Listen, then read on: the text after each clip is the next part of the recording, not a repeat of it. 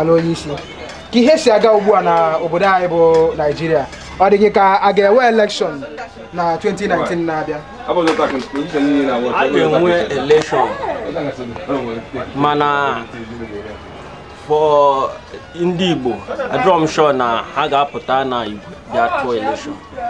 Daalụ. Awala onye na-akwado na ndị na-aza na isi ọchịchị mana Buhari asị na Buhari na-apụta, Atiku na-apụta, Saraki na-apụta, Tambuwa na-apụta, tinyekwalụ ndị ọzọ. Awala onye nke na-akwado? Onwere onye m ga-akwado. Kedu ihe mezi na awala onye ga-akwado? Ọ bụ na a ga-ewepụta onye Igbo because kamgbe mụnwa mara onwere onye ọbụla bụ onye Igbo pụtara na president by ịbịa pụta na president win as in no Nigeria kwadoro ya win apart from good luck o ji indirect way by ebe a so ọ bụ na ị ga-eme ya ọchịchị bụ orute ndị a mana ọ ka nọ n'ofu ebe ndị a na-achị since 1960 ọ bụ ha ka na-achị rute taa so ọ bahụrụ ịbịa na confuse onwe anyị na anyị bụ ofu Nigeria we are not the same. Onye isi daalụ. Ọga m biko eweniwe anyị fụ na ị na-eri ọmalịcha nri mana anyị chịrị maka ịkwado Buhari ka ọ na-achịte bịa China 2019. Okibakwa Buhari akwado okome eji m asụba anyị kwuo mara the man abụghị a good man o gbughị anyị n'obodo a. Biko o nwere onye na-akwado ma Saraki ma Atiku ma Tambuwa ma ndị ọzọ ma ọ sịkwa na o nwere onye na-akwado iche ha ncha niile enweghị onye na-akwado aje dupụrụ ana o nwere ihe mere na ọ bụrụ na ewe ọchịchị onye Igbo kịta ị ga-ahapụ ihe Biafra anụ a sorozie na one Nigeria? Mba, achọrọ m ka nwee freedom ka ndị Igbo atụtazi ebe achụwazi anyị chụwa onwe anyị onye Igbo fụtagodo na Nigeria adị m akwado so onye isi anyị ekene gị.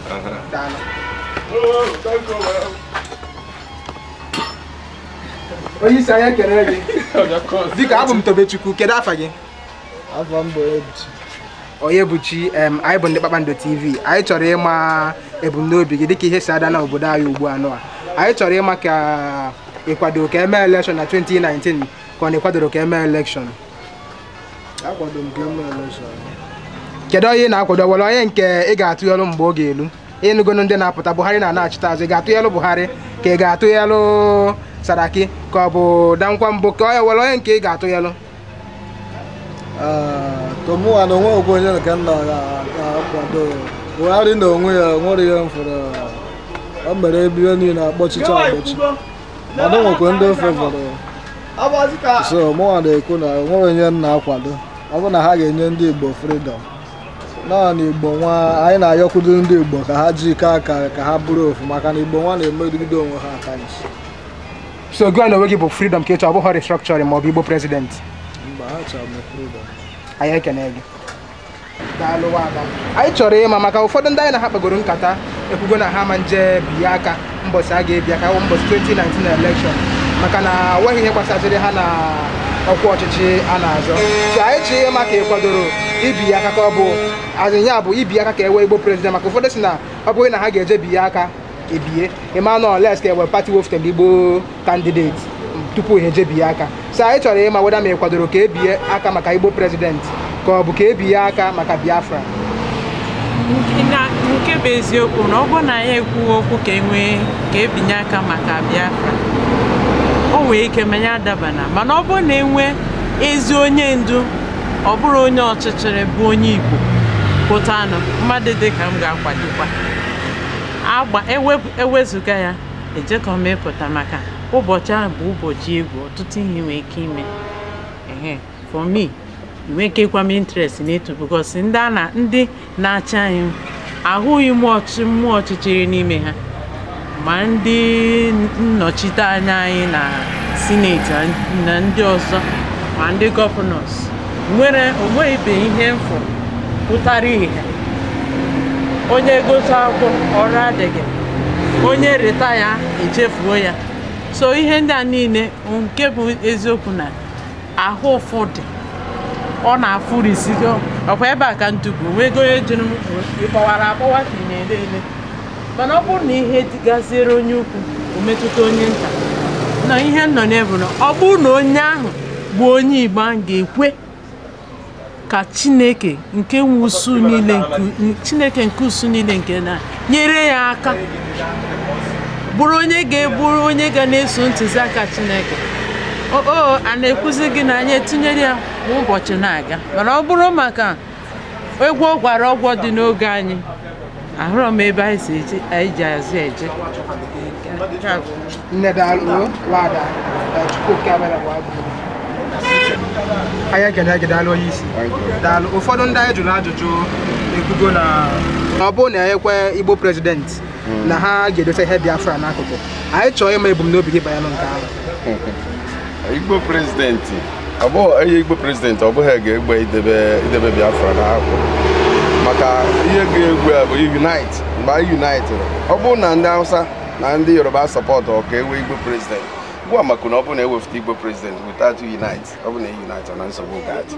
So na ihe before na-ewe Igbo president ọ ga-abụ ihe akpara akpa dịka m gwara gị na mbụ na the best na ga-eme before ebido ma na ga-ewe Igbo president ma ọ na-ama awe and ọ bụ na etu m gwara gị kịta na ekwesịkwara ewe Igbo president a wee president ndị Yoruba wee president ndị Hausa agbanwe ụfara president ewe ike mee ya rotation a na-erotate ndị nke abụọ ndị ọzọ abụọ obodo a na-aga ihe a na-adị n'ugbo ọgbaghara amaghị. Onye isi daalụ.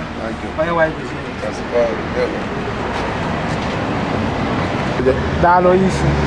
Kedu anyị chọrọ ịma kedu ọ bụrụ na ewe Igbo president kịta ị ga-akwụsị ime ihe Biafra ka ị ga-esowe Igbo president ka ị ga-emewe ihe Biafra? A na-ekwukwu Igbo president ya na-ekwu Biafra. A na-ekwu maka Igbo president ya na-ekwu na Biafra. Igbo president ya dọbagoro mgbe anyị nweta onwe anyị azụwa onwe anyị hapụrụ ihe Nigeria maka enweghị Igbo president na Nigeria na this country called Nigeria now. Ndị nke nọ n'ugwu ndị bụ ndị Nigeria anyị kwa ha megharị ya. So onye Igbo ya edebe agha ma ihe ọ na-eme as a president. So ọ ka mma ka anyị nọrọ onwe anyị ha nọrọ onwe ya bụ na ị kwenyere na ihe Nnamdi Kanu kwuru si ndị mmadụ edenetu biya aka mbọsị a ga-ebi aka na 2019. Ịma nje biya aka na 2019. Anyị ekene aga m adịghị ya. Daalụ.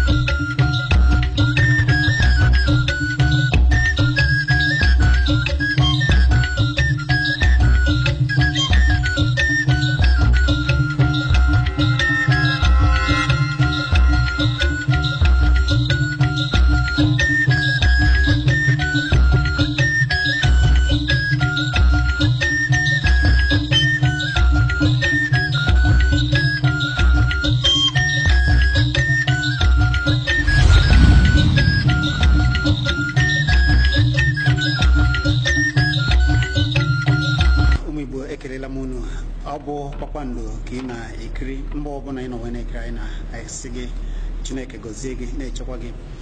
Kpakpando bụ ụlọ ọrụ onyonyo nke na-akwalite asụsụ na omenala ndị Igbo n'ụzọ pụrụ iche. Ebe ọbụla ndị Igbo na-eme mmemme anyị na-anọ ebe a wee kwalite ya n'ụzọ ọma ka oke anyị ghara ifu n'ama ka omenala anyị ghara ịda.